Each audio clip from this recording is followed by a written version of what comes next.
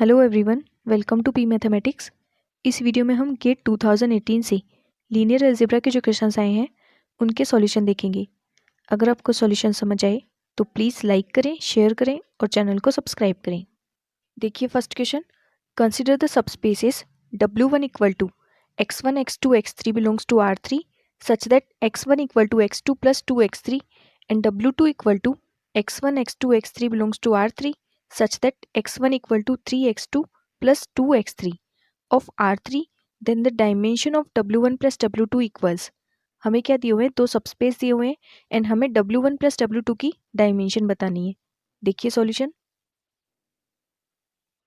देखिए इस क्वेश्चन में पहले हम W1 और W2 की डायमेंशन फाइंड करते हैं, फिर W1 इंटरसेक्शन W2 की, क्योंकि हमें डायमेंशन बतानी है W1 प्लस W2 की।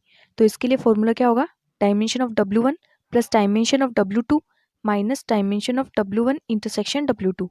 तो हम W1 W2 की डायमेंशन फाइंड करते हैं पहले। तो यहाँ पे अगर W1 की डायमेंशन देखें तो R3 की डायमेंशन 3 एंड यहाँ पे 1 LI कंडीशन दी हुई है हमें, तो 3 माइनस 1 इक्वल टू 2। तो जो W1 की डायमेंशन होगी वो हमारे पास आ जाएगी 2। इसी तरह से W2 की देखें तो यहाँ पे R3 की डायमेंशन 3 एंड यहाँ पे 1 LI कंडीशन है, तो 3 माइनस 1 इक्वल टू 2। तो dimension of W2 equal to 2। अब यहाँ से W1 इंटरसेक्शन W2 क्या आ जाएगा, x1 x2 x3 belongs to R3 such that x1 equal to x2 plus 2x3 and x1 equal to 3x2 plus 2x3। अब इन दोनों equation से हम लिख सकते हैं x2 plus 2x3 equal to 3x2 plus 2x3। ये दोनों इक्वल हो जाएगी वैल्यू, और यहाँ से हमें क्या मिल जाएगा, x2 इक्वल टू 0, क्योंकि ये 2x3 से 2x3 कैंसिल और इसमें से माइनस होके आ जाएगा 2x2 इक्वल टू 0। इसका मतलब x2 इक्वल टू 0। तो x2 तो हमारे पास 0 के इक्वल आ गया, then x1 equal to 2x3। तो यहाँ से x1 x2 x3 की वैल्यू क्या आ जाएगी, 2x3 0 x3। इसका मतलब इसकी डायमेंशन क्या हो जाएगी, 1 आ जाएगी, क्योंकि x1 की वैल्यू x3 पे डिपेंड कर रही है। तो dimension of W1 intersection W2 equal to 1। तो फॉर्मूले में वैल्यू रख देते हैं, dimension of W1 plus W2 equal to dimension of W1 plus dimension of W2 minus dimension of W1 intersection W2। तो यहाँ पे वैल्यू रखेंगे तो 2 प्लस 2 माइनस 1 इक्वल टू 3। तो dimension of W1 plus W2 equal to 3। तो यहाँ पे answer हो जाएगा इसका 3। नेक्स्ट क्वेश्चन देखिए, let V be the real vector space of polynomials of degree less than और equal to 2 with real coefficients.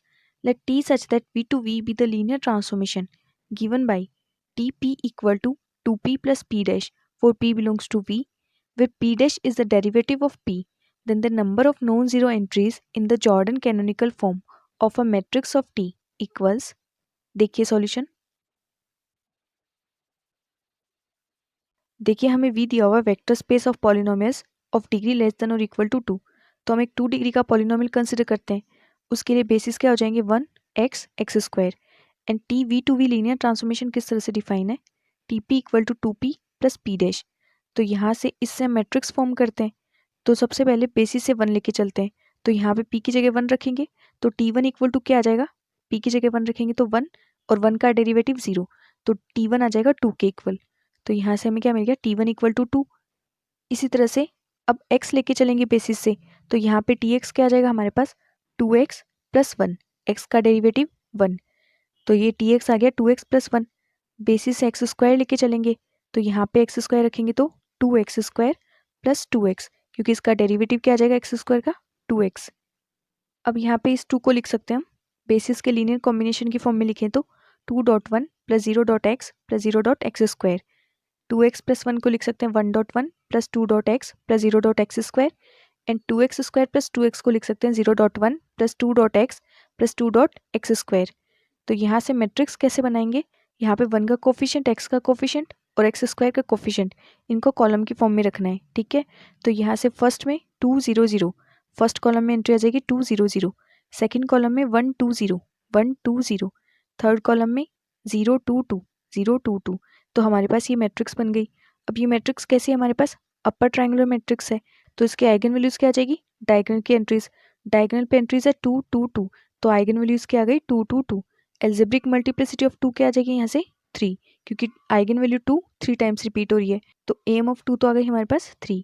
अब जीएम ऑफ 2 कैसे फाइंड करेंगे, n minus rank of a minus lambda i, n की value 3, तो 3 minus rank of t minus lambda आई।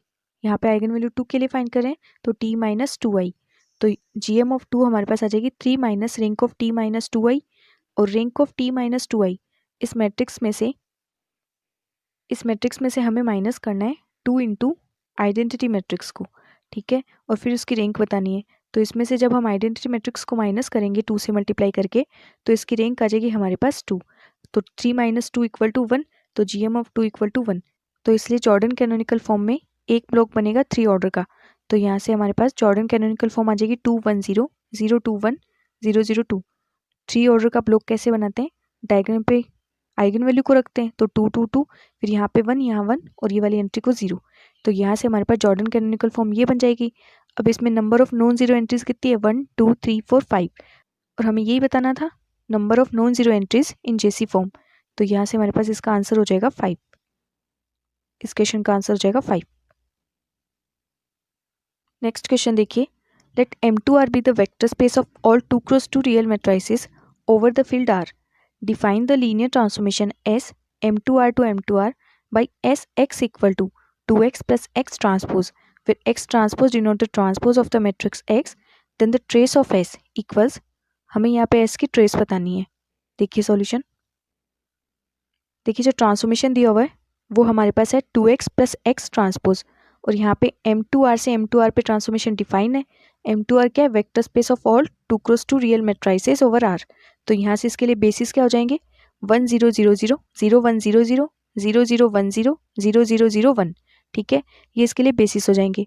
अब transformation में value रखते हैं, तो पहले बेसिस से ये वाली मैट्रिक्स को लेके चलते हैं, 1 0 0 0, एक्स की जगह रखना है 1 0 0 0, तो हमें क्या मिल जाएगा यहाँ से 2 इंटू 1 0 0 0 प्लस इसका ट्रांसपोज, तो यहाँ पे इसका ट्रांसपोज क्या आ जाएगा, रो कॉलम में चेंज हो जाएगी, कॉलम रो में, तो 1 0 0 0, इसका ट्रांसपोज भी वापस ये मैट्रिक्स से आ जाएगी। तो यहाँ से इसको सॉल्व करने पे वैल्यू आ जाएगी 3 0 0 0, और इसे हम कैसे लिख सकते हैं, 3 into E11 plus 0 into E12 plus 0 into E21 plus 0 into E22। इसी तरह से बेसिस से हम लेके चलेंगे ये वाली मैट्रिक्स 0 1 0 0, तो यहाँ पे S 0 1 0 0, तो यहाँ से क्या मिल जाएगा 2 इंटू एक्स, एक्स की वैल्यू 0 1 0 0 प्लस इसका ट्रांसपोज आ जाएगा 0 1 0 0, ठीक है। इसको सॉल्व करने पे हमारे पास वैल्यू आ जाएगी 0 2 1 0, इसे लिख सकते हैं 0.E11 plus 2.E12 plus 1.E21 plus 0.E22। अब बेसिस से लेके चलेंगे हम ये वाली मैट्रिक्स 0 0 1 0 एंड फिर उसके बाद में 0 0 0 1, तो यहाँ से हमें क्या मिलेगा, देखिए जब हम बेसिस से लेके चलेंगे 0 0 1 0, तो यहाँ से मिलेगा 2 into x plus x transpose, इसमें वैल्यू रखेंगे तो इसका ट्रांसपोज क्या आ जाएगा हमारे पास 0 0 1 0, इन दोनों को सॉल्व करेंगे तो मैट्रिक्स आ जाएगी हमारे पास 0 1 2 0, इसे लिख सकते हैं 0.E11 plus 1.E12 plus 2.E21 plus 0.E22, और इसी तरह से बेसिस से 0 0 0 1 लेके चल रहे हैं, तो इस मैट्रिक्स को सॉल्व करने पे हमें क्या मिलेगा 2 इंटू 0 0 0 1 और इसका ट्रांसपोज 0 0 0 1, सॉल्व करने पे वैल्यू आ जाएगी 0 0 0 3, ये एंट्रीज आ जाएगी, और इन्हें लिख सकते हैं 0.E11 plus 0.E12 plus 0.E21 plus 3.E22। तो यहाँ से अब मैट्रिक्स S क्या बनेगी, ये जो हमारे पास E11 E12 E21 और E22 के जो कॉफिशिएंट्स हैं उनको कॉलम की फॉर्म में रख देंगे, तो हमारे पास मैट्रिक्स S आ जाएगी। तो फर्स्ट वाली एंट्री से देखें, अगर यहाँ पे फर्स्ट वाले बेसिस से हमें क्या मिला 3 0 0 0, तो फर्स्ट वाले कॉलम में आ जाएगा 3 0 0 0, फिर सेकंड वाले कॉलम में 0 2 1 0 0 2 1 0, इसी तरह से थर्ड कॉलम में हमारे पास एंट्री आ जाएगी 0 1 2 0 एंड फोर्थ कॉलम में 0 0 0 3, तो मैट्रिक्स बन जाएगी हमारे पास 3 0 0 0 0 2 1 0 0 1 2 0 0 0 0 3। अब ये 4 क्रॉस 4 की स्क्वायर मैट्रिक्स है, तो इसकी ट्रेस क्या हो जाएगी, किसी भी स्क्वायर मैट्रिक्स की ट्रेस क्या होती है, डायगोनल के एलिमेंट्स का सम, तो इसकी ट्रेस आ जाएगी 3 + 2 + 2 + 3 इक्वल टू 10, तो यहाँ से हमारे पास इसका आंसर हो जाएगा 10। नेक्स्ट क्वेश्चन देखिए, consider the matrix A equal to I9 minus 2 into U transpose into U with U equal to 1/3 1 1 1 1 9 times है ये, where I9 is a 9 × 9 identity matrix and U transpose is the transpose of U. If lambda and mu are two distinct eigenvalues of A, then mod of lambda minus mu equals, देखिए solution, देखिए ए matrix क्या दी हुई है, I9 minus 2 into you transpose into you. You की value हमारे पास है 1/3 into 1 × 9 की matrix है, जहाँ पे इसकी सारी एंट्रीज क्या है 1 1 1। तो इसके लिए यू ट्रांसपोज क्या आ जाएगा 1/3 तो मल्टीप्लाई में, और इसका ट्रांसपोज हो जाएगा हमारे पास 9 × 1 की एक मैट्रिक्स बन जाएगी, सारी एंट्रीज इसकी 1 1। तो यहाँ से यू ट्रांसपोज इंटू यू वो क्या आ जाएगा 9 × 9 की एक मैट्रिक्स बनेगी, और 1/9 इसके मल्टीप्लाई में, और ये जो मैट्रिक्स बनेगी इसमें सारी एंट्रीज 1 1 1, ये एक हमारे पास 9 × 9 की मैट्रिक्स बन जाएगी। अब अगर इसके आइगन वैल्यूज़ की बात करें तो देखिए सबसे पहले अगर हम देखें इसकी सारी रोज का सम हमारे पास 1 आएगा, इस रो का सम भी 1, सेकेंड रो का सम भी 1, इस तरह से इसकी जितनी भी रोज है, ये जो 9 रोज है इन सब का सम हमारे पास 1 1 आएगा। इसका मतलब इसकी एक आइगन वैल्यू तो 1 आ जाएगी, ठीक है। 1 कैसे आएगा इसका सम, क्योंकि देखिए इनका सम करेंगे तो 9 और पहले से मल्टीप्लाई में है 1/9, तो सम क्या आ जाएगा 1 आ जाएगा। फिर देखिए अगर इस मैट्रिक्स को हम इक्वलन फॉर्म में कन्वर्ट करेंगे और फिर उसकी रैंक फाइंड करेंगे तो हमारे पास सिर्फ एक नॉन जीरो रो बचेगी। इस मैट्रिक्स की रैंक हमारे पास 1 आएगी, रैंक 1 आने का मतलब है बाकी सारी एंट्री 0 है, बाकी सारी जो 8 रोज है वो 0 है, तो इसकी जो रिमेनिंग आइगन वैल्यूज होगी वो क्या होगी सारी 0 0। और यहाँ से अगर हम देखें तो 2 इंटू यू ट्रांसपोज यू, इसके आइगन वैल्यूज क्या आ जाएगी 2 इंटू 0 0, बाकी की तो सारी 0 एंड एक आइगन वैल्यूज की 2। तो यहाँ से ए के आइगन वैल्यूज फाइंड कर सकते हैं हम। ए के आइगन वैल्यू क्या आ जाएगी हमारे पास, एक आइगन वैल्यू तो इसकी -1 और दूसरी आइगन वैल्यू इसकी +1। +1 आइगन वैल्यू कितने टाइम आएगी 8 टाइम्स। ये हमने यहाँ पे 1 1 1 लिखा क्योंकि ए हमें दिया हुआ है I9 minus 2 into you transpose into you. तो I9 क्या यहाँ पे आइडेंटिटी मैट्रिक्स है, तो इसकी सारी आइगन वैल्यू क्या होगी 1 1 1, तो इसकी आइगन वैल्यू 1 होगी 9 टाइम्स। तो इसमें से हम इसको माइनस कर देंगे 2 इंटू यू ट्रांसपोज यू की आइगन वैल्यूज को, तो इसकी आइगन वैल्यूज आ जाएगी -1 और +1। तो lambda equal to 1 and mu equal to -1, ये हम लेके चलते हैं। देन यहाँ से mod of lambda minus mu आ जाएगा हमारे पास 1 + 1 इक्वल टू 2। तो इसका आंसर हो जाएगा हमारे पास 2।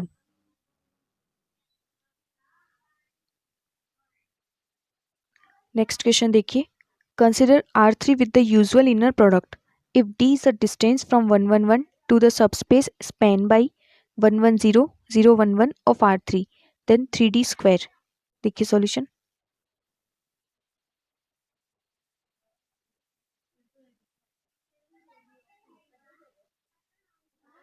देखिए हमें दिया हुआ है जो सबस्पेस W है वो कैसा है, स्पैन बाय 1 1 0 एंड 0 1 1। इसका मतलब W में जो भी वेक्टर होंगे वो 1 1 0 एंड 0 1 1 इनके लीनियर कॉम्बिनेशन की फॉर्म में होंगे।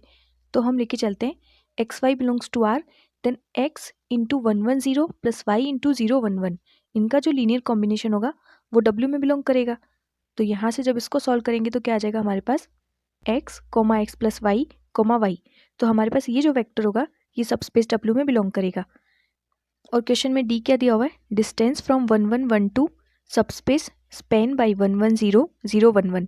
तो यहाँ से डी क्या आ जाएगी √x - 1 स्क्वायर, इन दोनों के बीच की डिस्टेंस क्या होगी √x - 1 square plus x plus y minus 1 square plus y minus 1 square, या फिर लिख सकते हैं D square equal to x - 1 square plus x plus y minus 1 square plus y minus 1 whole square.